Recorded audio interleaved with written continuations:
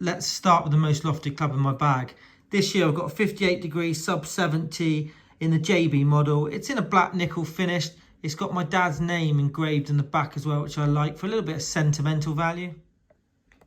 It's fitted with a KBS Tour stiff in the 120 version. My final two specialist wedges are SM7s by Titleist. Both of these wedges are in the F grind. The 50 has 12 degrees of bounce and the 54 has 14 degree bounce.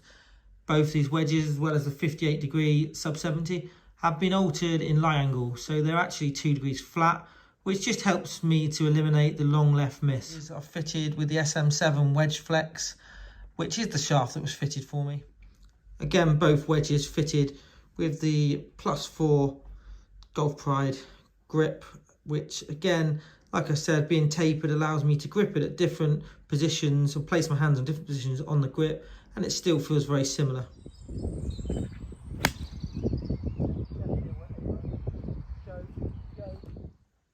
So this is a big change in my bag. This year I have changed to King Cobra Forged MB in the lower iron. So I've got wedge, 9, 8 and 7 in that particular model.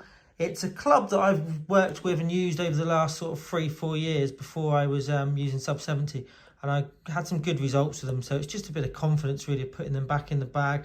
The profile and the size of the head is slightly smaller, also in the darkened finish as well, which is what I really like, and my last sort of 4 or 5 sets have all been in that finish. My longer irons, the 4, 5 and 6 iron, again Cobra in make, but they're the Forged CB. So rather than going for sort of the muscle back blades, this is now got a little bit of cavity in the back, which just makes it slightly easier to hit and slightly more forgiving. The shafts aren't graphite, they're actually painted steel, made and look a little bit like graphite from a distance.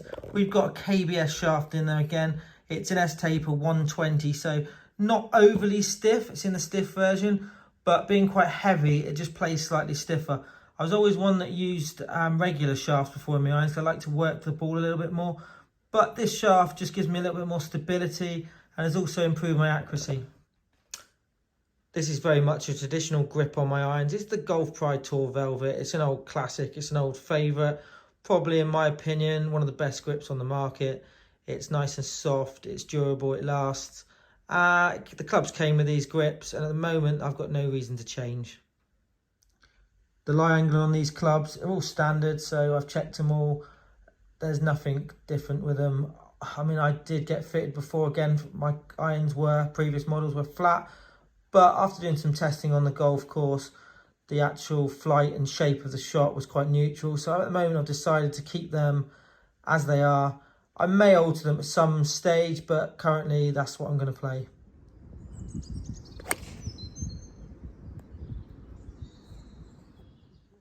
He's back in the bag, an old favourite, my Ping Zing 2 iron. I love this club, as everyone would know. It's been in my bag on and off for 25 years. It's the club I bought off Dan's dad, Chris. Again, it's got sentimental value, but it's a club I absolutely love. It's one I enjoy hitting. I feel like I can shape the shots with it. It's my go-to club off the tee when I'm struggling with driver. It's just, I mean, the shaft, I don't even know what shaft it is. I guess it was a ZZ65, but it could be anything. I've re-gripped it recently with, again, the same grip that's on my wedges, which is a Golf Pride +4 grip.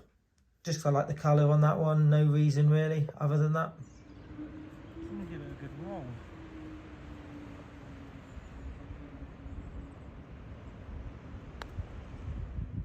The putter's sub 70. It's the one that was made for me by Nick and Richard at sub 70. It's got the sort of moon shape finish, which with the free alignment lines on the back really helps sort of line it up. It's a putter which I feel has really revolutionised my putting over the last year, and hopefully the improvements will be shown further this year on vlogs. The putter's fitted with a Jumbo Max Jumbo Flat 17 grip, which is oversized. The flat side of it obviously is what locks into my arm. This is where the big changes have occurred in my bag this year. It's just one I fell in love with the moment I hit it. I tried lots of different golf clubs. Hadn't been entirely happy with my setup of woods for the last couple of years and thought it was time to get properly fitted and go with some advice. And this one came out top in the testing. This was another shock to me. when I was fitted, the shaft that came out the best was the Ping Tour 2.0 version. But I've always been someone for the last 25 years who've used an extra stiff shaft. But I've actually now gone to slightly weaker stiff shaft. Again, it just increased my flight really. It gave me more options than what the Freewood did. Okay, I've sacrificed maybe 10 to 15 yards carry. But this gave me a better flight, gave me more options. I can hit it out the rough, I can hit it off the tee, off the fairway. And that loft keeps the ball longer in the air, makes me slightly more accurate as well.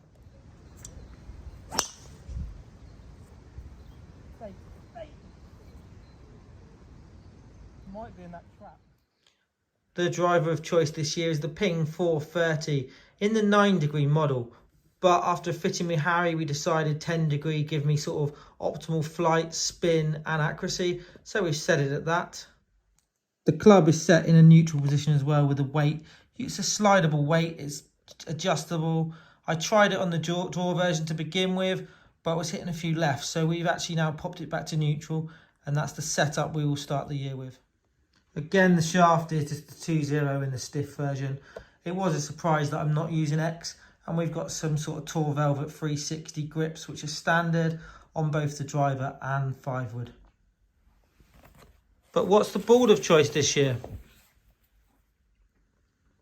You probably guessed it. I'm using a Titleist in the Pro V1X version, which gives me slightly more spin than what the standard Pro V1 did. Yellow, it's a little bit different. I like it. It seems to be easier to see for me. Now I'm into my 40s. It shows up well in the rough. It's just a little bit different as well, a little bit quirky. So I'll be using them until I run out of golf balls. The glove of choice this year is the Cobra, and it's actually last year's model. It's the 22 version. It's their leather offering. It's basically, I use this because of the price point. It was cheaper than the player's glove from Titleist. I do go through gloves reasonably quickly. So for me, price point, this glove sort of, you know, you can get this for now £11, £12 for a leather glove, which for me is what I want to be paying for a glove. The glove is actually called a Pure Touch. Here's the packaging for it. It's in the size small. I'll be wearing a Shot Scope watch this year. It's last year's version to play golf with and vlog with. I just find it easier than an actual handheld laser because it's quicker. It's very accurate. It's good. It's not let me down yet. It's a very good watch. It's just one that I had when I worked for Dan. He hasn't asked for it back, so that will be staying on my wrist unless he wants it back. I have two different bags here.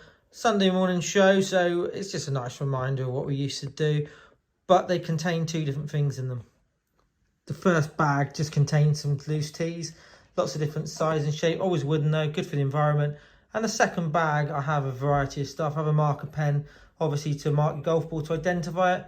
Loads of sub 70 ball markers. I've also got one there, the Sunday show one with my name on the back that I think Lee got me for Christmas, which is made by Northern Ball Markers. I've got a sub 70 pitchfork, a club cleaner with the Sunday morning show on, and 3 pencils. So that's just what I keep in the bag. Food and drink wise, I always carry numerous bits of food. So I've got obviously the Devon Vale Flatjack, which I like the raspberry or the fruit and nut version. I've got some nuts. I'm not a massive fan of nuts, I'll be honest, and I'll eat them at a last resort. And I also carry sort of a supermarket owned brand protein bar, which I just like the taste of, to be honest. I carry a bottle of water and generally a fruit drink, which is probably a Lucasade depending on what Harry's got in his shop.